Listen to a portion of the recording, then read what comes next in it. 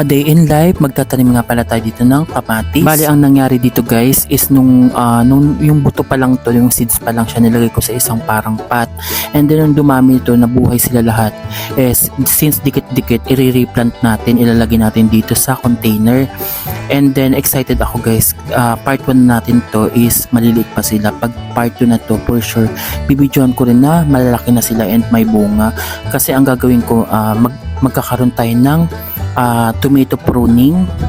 Yung pruning guys is ikakat natin yung mga parts na mga section niya para gumanda talaga yung kamatis natin. Ipapakita ko to sa part 2 guys, kaya don't worry. Ipapakita ko yung plant pruning natin dito sa ating tomato plant. Kung mapapansin nyo, maganda ang ating voice over for today's video. Gamit ko ang lapel natin since nandito na tayo sa Tagaytay. Noong nakaraan kasi nandun ako sa Maynila, kaya wala tayong dalang lapel nun. And then guys, sobrang saya magtanim guys. Yun na yung ginagawa ko dito. Bali nire-replant ko ulit siya. Pinaghiwa-hiwalay ko since dikit-dikit to nung nasa sila. Sobrang ganda magtanim guys. Ang lamig dito sa Tagaytay guys. Tingnan nyo yung ulap, sobrang ganda rin. No? Ang ganda ng view ko dito guys.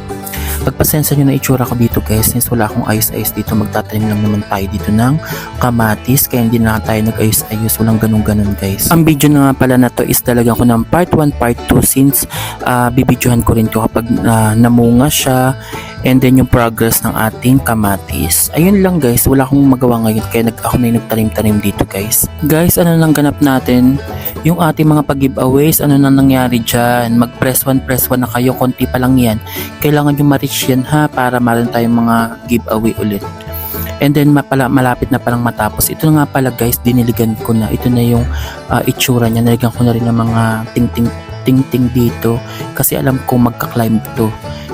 Bali, gagawa rin ako ng parang, ang tawag doon, yung anuhan ng sanga nito kasi parang gumagapang to guys.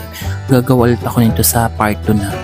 Ito yung itsura niya. Pinainitan ko nga pala ito guys dito para talagang healthy ang ating mga tanim-tanim. Ang galing ko guys, no? Guys, ang kamay ko is parang malamig dyan. Mabilis ako makabuhay ng mga halaman guys.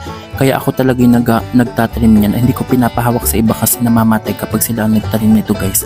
Bali, yung una kasi nito is mga buto-buto ito ng kamatis. Nilagay ko ito sa parang pot, nabuhay lahat guys. Kaya ngayon pinag-iwa-hiwalay ko since madaming dikit-dikit ito guys. Para talagang lumaki lahat, halos lahat to guys. Yun lang for now. Thank you for watching.